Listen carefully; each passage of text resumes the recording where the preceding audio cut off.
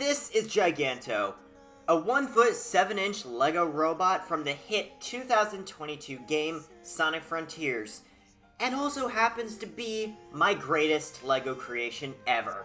He also enjoys a good dance party.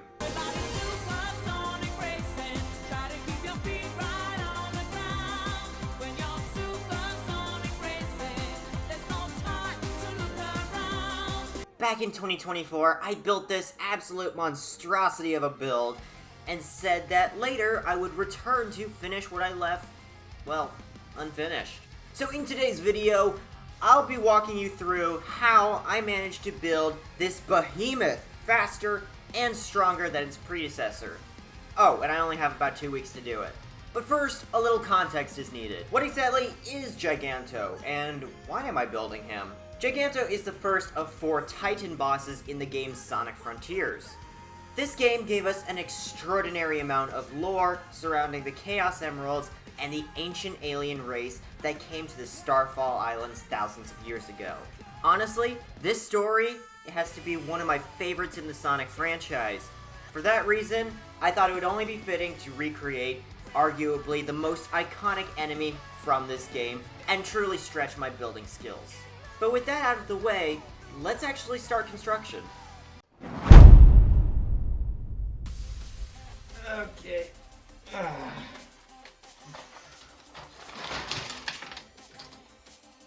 We're gonna have to do, can this see me? I have no idea. We're gonna have to do a lot of digging through this to find out which parts are still valid and we can reuse. But other than that, I'll probably part out the whole thing because we are downsizing this significantly. The first step was to clean up the wreckage of the original and downsize the footprint. Oh, if you're wondering what actually happened to the original, oh boy. So the wind blew through the open garage and sent Giganto toppling. Yeah, so this is gonna require quite a bit of cleanup. On the bright side, it means that for Giganto Part 2, which I had already promised, it'll be much easier to modify, make smaller, and hopefully get instructions for. So, yeah, there's Giganto's up it. Oh my goodness, this is a large segment. Okay, so, wish me luck, guys. The original model included a river running through it, but unfortunately, we do have to scrap that to save parts. While scavenging through the wreckage, I found something really, really cool. You guys want an example of how much stress and pressure Giganto was under originally? Look at this. I just noticed this. Wow. Yeah, we're gonna have to make this one a lot more lightweight so that stuff like this doesn't happen again.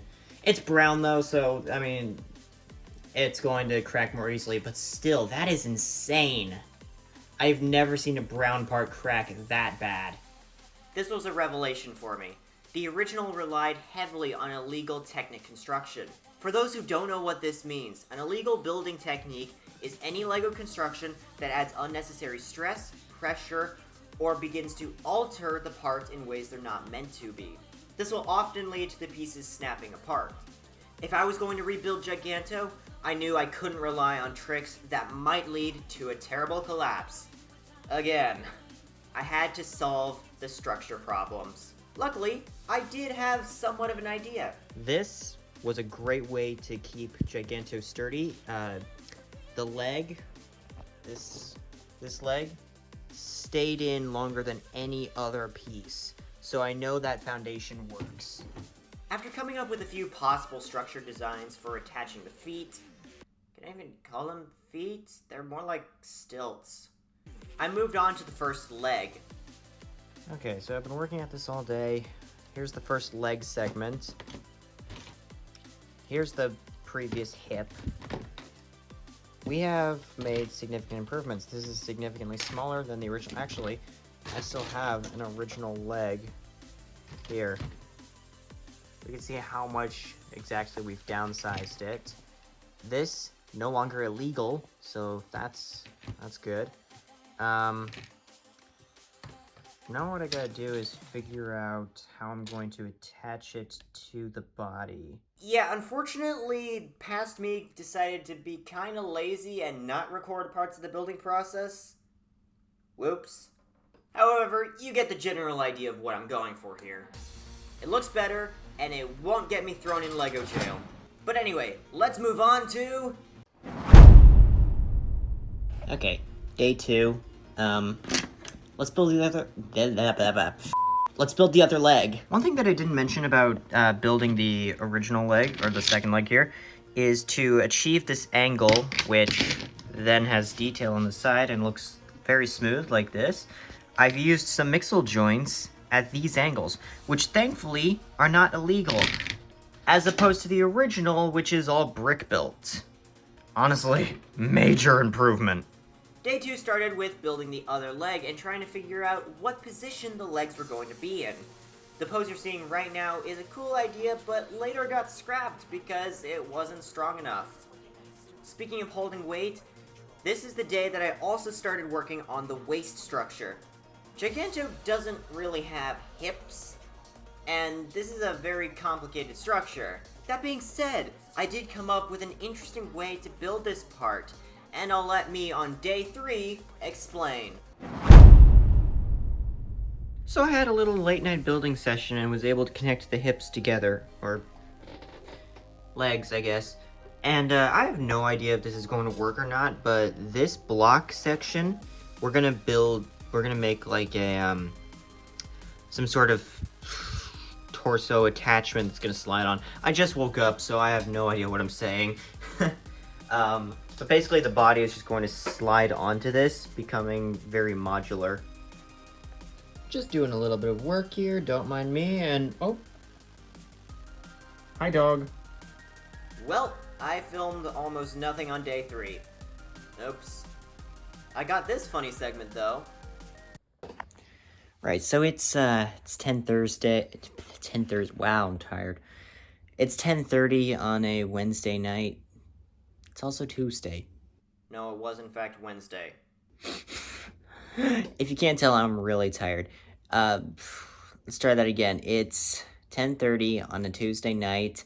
I'm growing a mustache, and decided I'm gonna do a little bit of late night Lego building.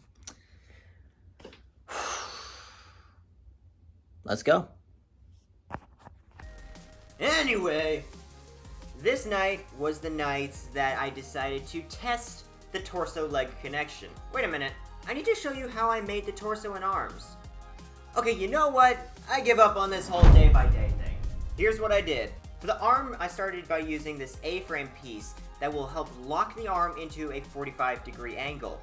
I then started expanding it with a ton of black plates, bricks, and tiles. It is for the most part exactly the same as the original, just downsized.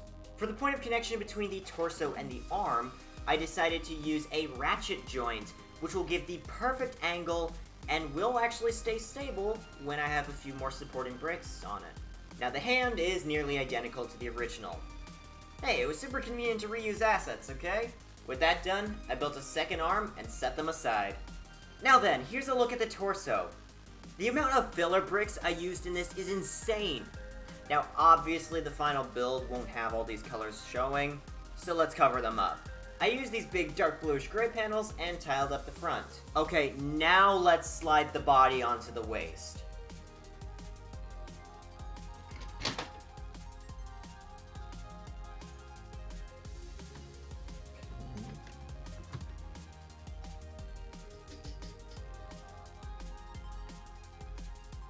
Guys, it works.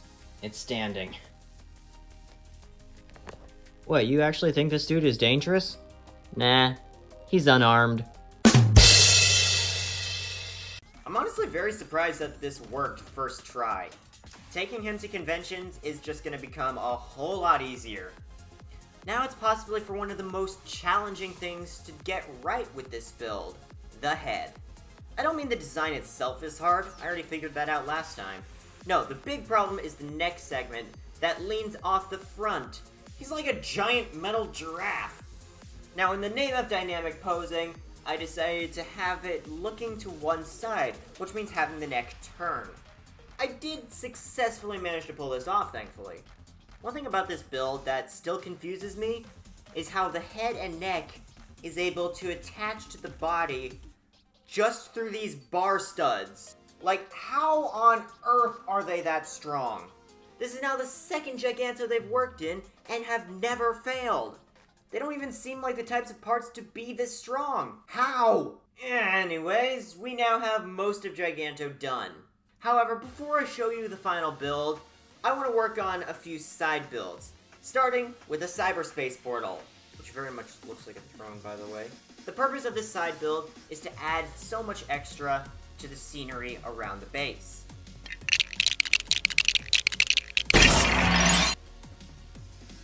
Now here's a cool idea.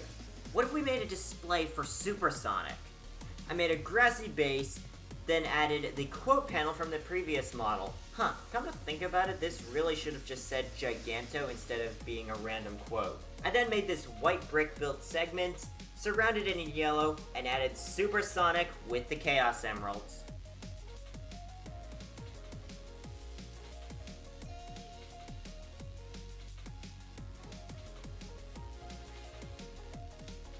Up next are the rest of the characters. We have Sonic, Amy, the Coco, Sage, Eggman, and finally, I used Chaos to represent an Ancient. Still debating whether this is an upgrade or a downgrade from my brick-built version. For the finishing touches, I actually had a friend gift me a ton of leaf parts, so I put them all around the base and made bushes and a tree. But now the moment you've all been waiting for. I attached the body to the legs for the final time. Before I give my final thoughts, let's take one good cinematic look. I'm hanging on to the other side. I won't give up to the end of me.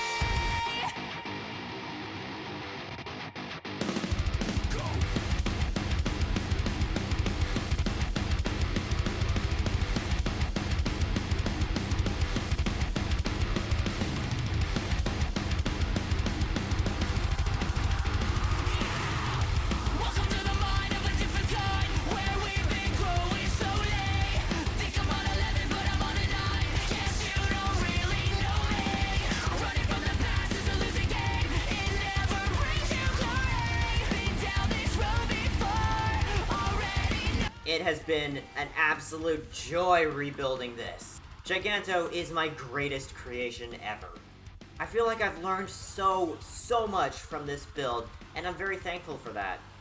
I'd love to share the building experience with you guys, so if this video can get 500 likes, I will design instructions available for download on my Rebrickable.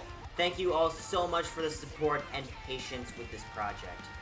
But anyway, that's gonna be all for now. My name has been Brick Stoic, and I'll see you next time.